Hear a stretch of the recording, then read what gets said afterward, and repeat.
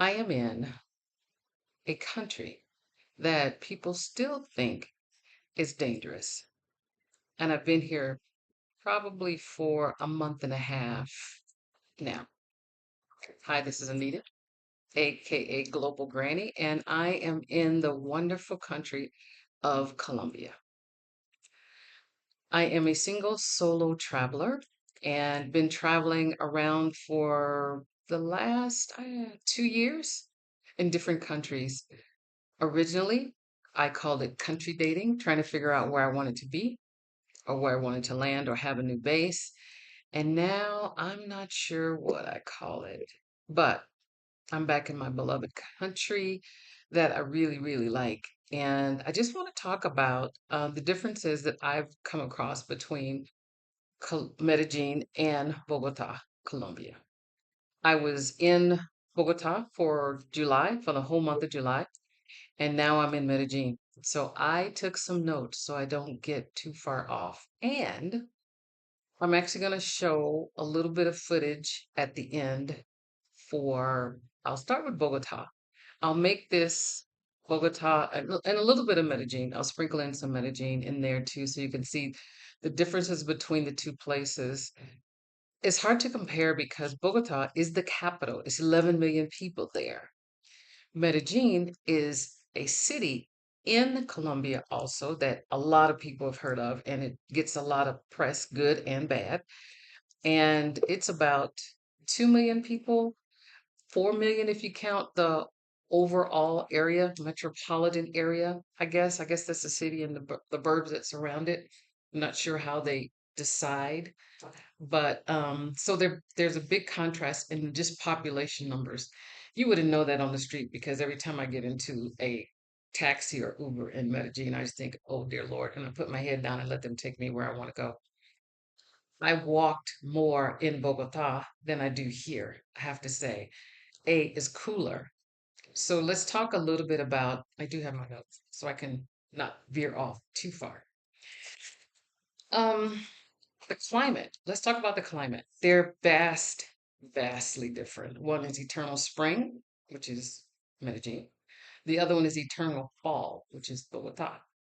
If you are postmenopause or premenopause, depending on where you're on that spectrum, you may like Bogota better because it does not get above 70-ish. And it's interesting, the whole time I was there, the temperature, first of all, okay, the weather app, I don't even understand. They never get it right. The weather app, you might as well throw it out. Walk out the door with your jacket and your umbrella.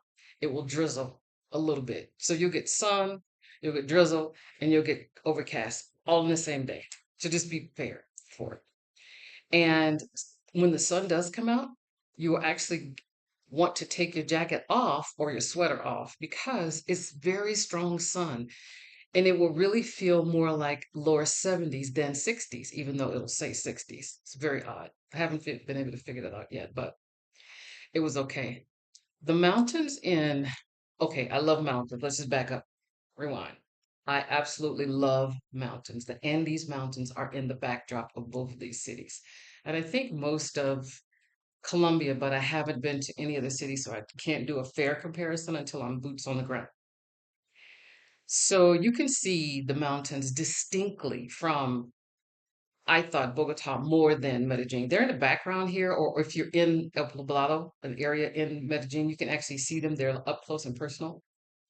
And I could say that's probably true of Bogota as well, because I was in Chapinero, that area up north in the northern part of the city.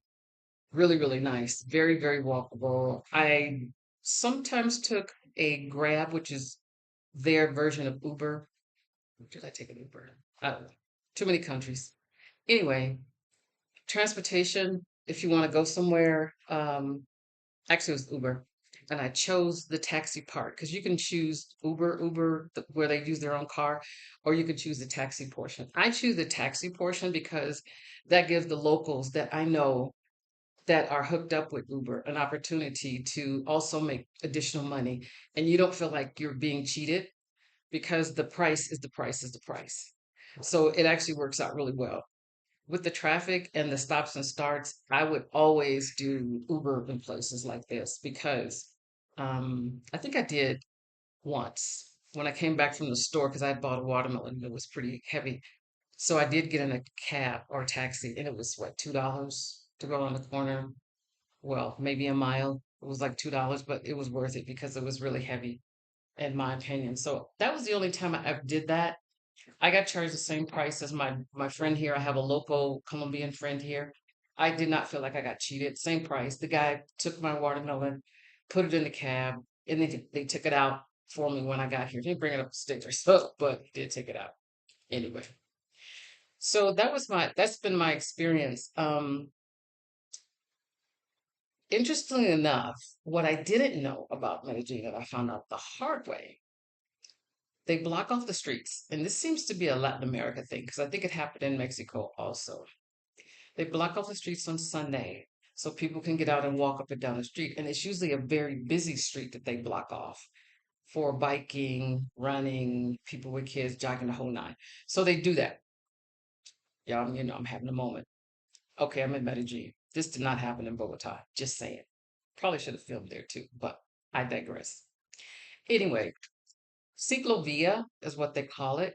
And I did not know we're over 3,000, 5,000. I got to double check my numbers above sea level. So there's an elevation here too, not as distinct as Bogota. When I first got to Bogota, I walked a little bit. I knew there was an altitude difference. So I walked just a little bit here and there. And man, it took me, I would say 3 or 4 days to the point where I felt like I could walk to the end of the street and not feel like I was out of breath. So the altitude is a thing. You drink a lot more water, is what they tell you, so you don't wind up with the headaches. I didn't wind up with the headache. I was a little bit winded when I walked down from, I guess it was like two to 3 blocks. I was a little winded, sat on a bench. The benches are there for people like me. Thank God. Sat on a bench, rested up a little bit, and walked back. So I did that a couple days until I got acclimated to the point where I can actually walk a good 30 minutes without stopping. So that was my acclimation there. There are one of the things that they have in common, I would say off the top, is the coffee culture. The coffee is just the same in both places.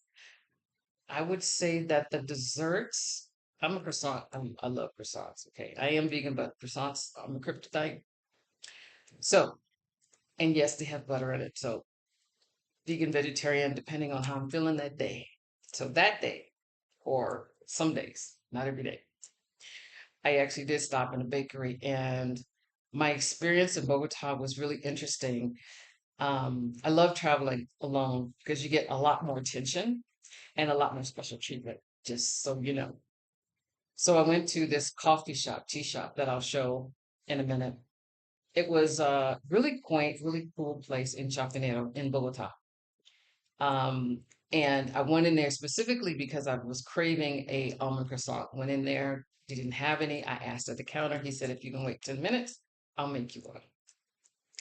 Guess who waited 10 minutes? Or however long they thought it was going to take. I did not time them. I sat down. I had a nice tea because it was a tea house, mind you. Had a nice tea and waited on my almond croissant. It was way too sweet. I was not going to complain, but it was fresh. They put a lot of almond paste in the middle. So it was sweeter than I normally like it to be. But man, the outside was just, you know how the crust just needs to be perfect or the outside needs to be perfect. It was, the outside was really, really, really perfect. The food is common across the board. You will need some seasoning. I'm used to great food in Vietnam. I'm used to great food in Mexico. And Malaysia because I love Indian food. Here, okay, so the food is not something that thankfully is not on my top five things that I really, really love, and it's gotta be right. Because if it was going out to restaurants eating here, this would be at the bottom of the list. I'm telling you. Well, yeah, it would be. Not gonna lie, it would be. It's just bland. It's not bad, it's just bland. It's really interesting. But the market in Bogota is really nice, cleaner than I would have ever thought a market that size would be. And they have You name it, they have it. Great place to shop, especially if you want to get the fresh fruit and vegetables. What's that?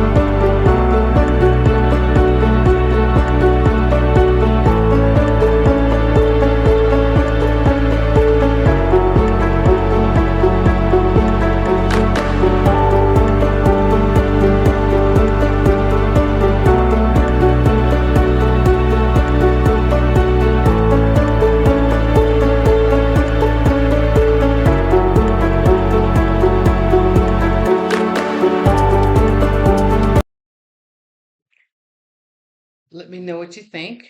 That was my first 2 days in Bogota. I hadn't actually got to Chapinero yet.